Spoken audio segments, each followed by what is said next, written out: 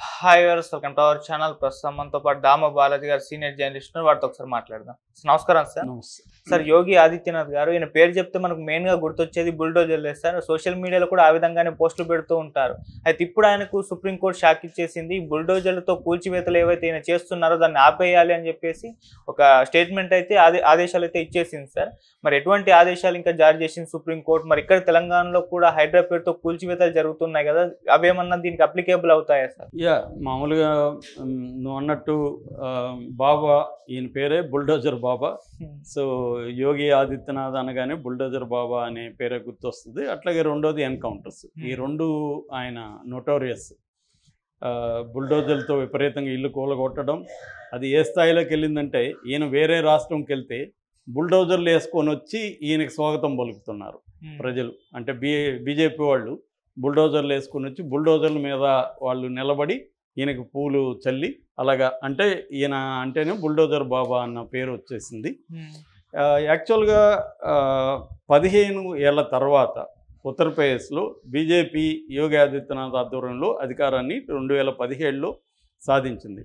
సాధించినప్పుడు ఈయన ముఖ్యమంత్రి అయినాక ఫస్ట్లో ఈయన 2 విషయాల మీద ఫోకస్ చేశాడు. ఒకటి లవ్ జిహాద్, అంటే ముస్లింలు హిందూ అమ్మాయిల్ని ప్లాన్ చేసి ట్రాప్ చేసి పెళ్లి చేసుకొని లేదా పెళ్లి చేసుకోకుండా ప్రెగ్నెంట్ చేసి వదిలేయడం అనేది లవ్ జిహాద్ అంటారు. దీని మీద ఫస్ట్ ఆయన ఫోకస్ చేశాడు. రెండవది గోరక్షణ. ఈ 2 ప్రోగ్రామ్స్ బిగినింగ్లో ఆయన ఫోకస్ చేశాడు. అయితే మెల్లగా ఏం చేశాడు, ముస్లింలని టార్గెట్ చేసి ముస్లింల ఇండ్లు కూలగొట్టడం, ముస్లింల ఆస్తుల్ని ధ్వంసం చేయడం, వాళ్ళ మీద కేసులు పెట్టడం, ఇది నెక్స్ట్ స్టార్ట్ చేశాడు. ఆ తర్వాత ఏం చేశాడు, మాఫియాలు గ్యాంగ్స్టర్లని ఎన్కౌంటర్లలో లేపేయడం, క్రిమినల్ గ్యాంగ్స్. ఎందుకంటే ఉత్తరప్రదేశ్లో క్రిమినల్ గ్యాంగ్స్ చాలా ఎక్కువ ఉంటాయి. అందువల్ల ప్రజలకి చాలా ఇబ్బంది ఎప్పటి నుంచో ఉంది. ముఖ్యంగా సమాజ్వాదీ పార్టీ కావచ్చు, ఇటు బహుజన సమాజ్ పార్టీ కావచ్చు, అంటే మాయావతి, ఇటు ములాయం సింగ్ యాదవ్, వీళ్ళ బ్యాచ్లో ఈ గ్యాంగ్స్ ఎక్కువ ఉన్నాయని చెప్పి వీళ్ళని ఎన్కౌంటర్లో లేపేయడం. వాళ్ళకి కోర్టు లేదు, చట్టం లేదు, ఏమీ లేవు, లేపేయడం. అలాగే పెద్ద ఎత్తున ఎన్కౌంటర్లలో లేపేశారు. దాదాపు 10,000 ఎన్కౌంటర్లు జరిగాయని కూడా ఒక వార్త ఉంది. సో ఈ 2 మోడల్స్లో అతను పాపులర్ అయిపోయాడు. దేశవ్యాప్తంగా అతనికి ఫ్యాన్స్ పెరిగిపోయారు. దీన్ని మోడల్గా తీసుకొని బీజేపీ పాలిత రాష్ట్రాల్లో ఇది బలంగా పెరిగింది. అస్సాం కావచ్చు, గుజరాత్ కావచ్చు, మధ్యప్రదేశ్ కావచ్చు, ఉత్తరప్రదేశ్ కావచ్చు, ఇలాగా చివరికి రాజస్థాన్లో కాంగ్రెస్ పార్టీ కూడా దీన్ని అనుకరించి చాలా చోట్ల కాంగ్రెస్ పార్టీ కూడా బుల్డోజర్ రాజకీయాలు అనేవి చేసిందన్నమాట.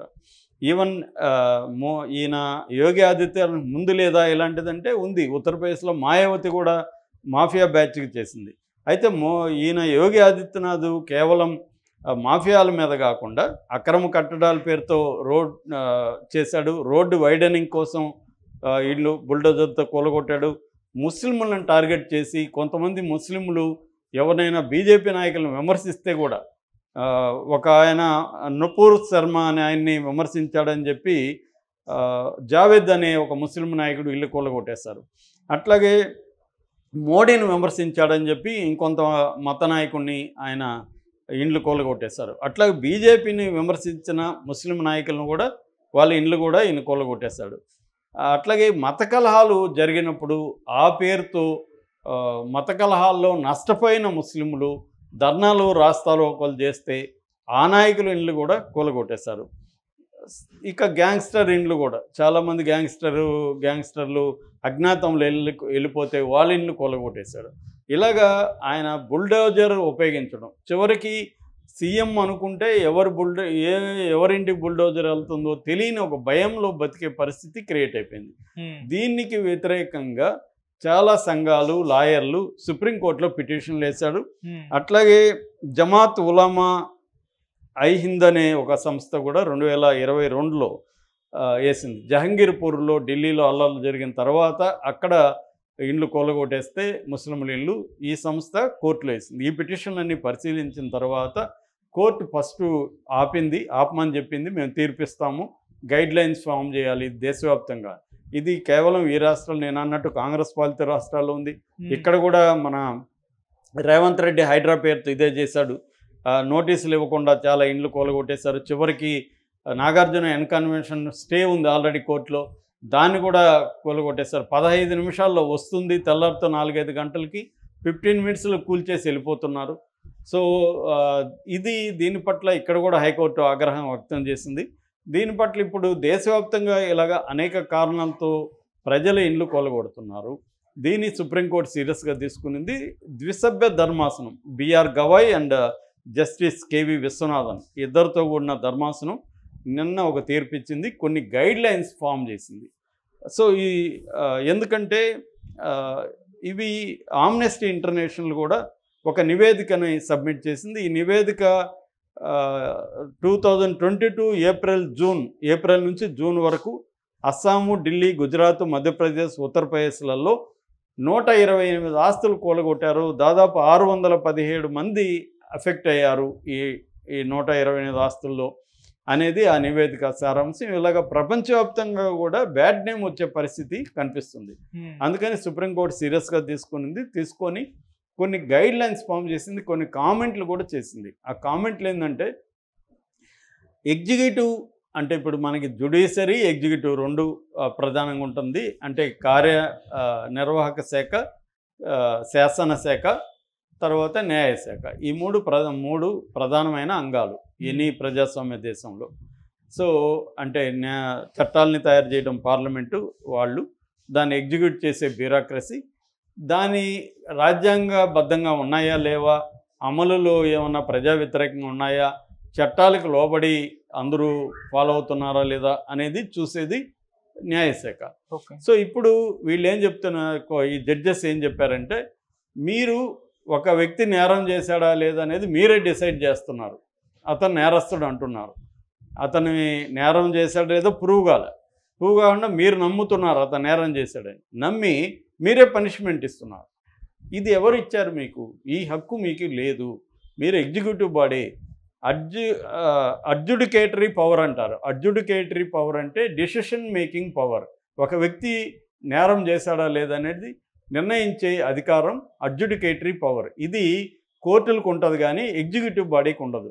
కార్యనిర్వాహక వర్గం ఉన్న చట్టాలను అమలు చేయాలి తప్ప మీరే చట్టాన్ని చేతులకు తీసుకొని అతను నేరం చేశాడని ఈ కలెక్టరే నిర్ణయించి ఈ కలెక్టర్ అతని ఇల్లు కూలగొట్టడం అనేది తప్పు అని కోర్టు చెప్పింది. మీరు ఇలా చేస్తే మీ మీద నేను చర్య తీసుకుంటాను.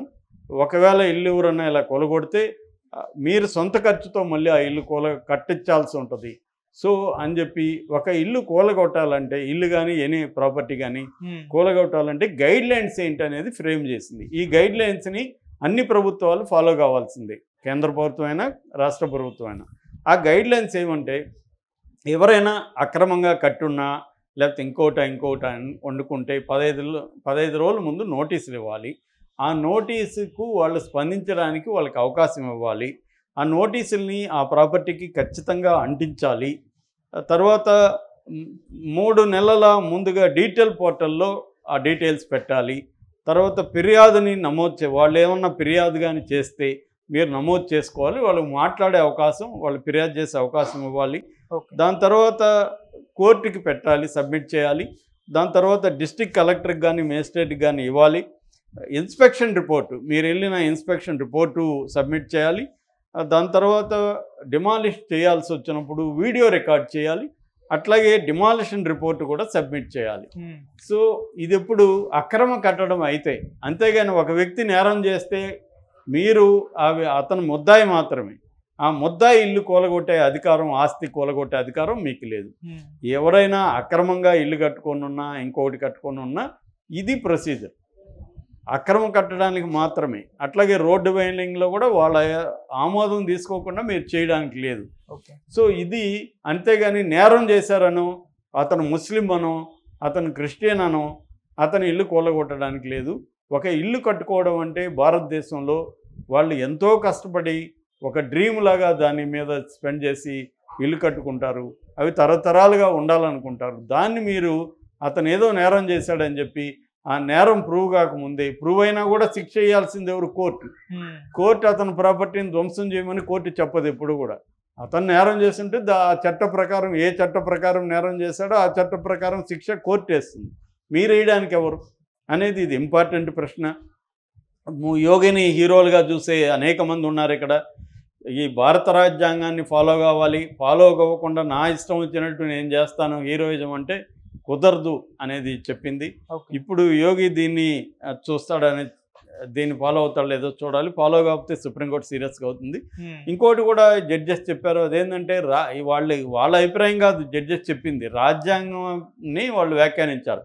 ఆర్టికల్ 21 ఆఫ్ ద ఇండియన్ కాన్స్టిట్యూషన్లో రైట్ టు షెల్టర్ అనేది కూడా ఉంటుంది. అంటే ఒక ఇల్లు కలిగి ఉండే హక్కు కూడా ఉంటుంది. మామూలుగా బాలగోపాల్ ఒక మాట అనేవాడు, పౌరకుల నాయకుడు, మేధావి, ఉన్న హక్కులేంటి, ఉండాల్సిన హక్కులేంటి, ఉన్న హక్కులు లేనందువల్ల ఉన్న హక్కులు అమలవుతాయా అని ఒక మాట అనేవాడు. ఇది ఆయన నాకంటే స్పీడ్గా చెప్పేవాడు, ఎవడికి అర్థమయ్యేది కాదు. అంటే మనకి ఉండాల్సిన హక్కులు ఏంటి అంటే కూడు, గూడు, గుడ్డ,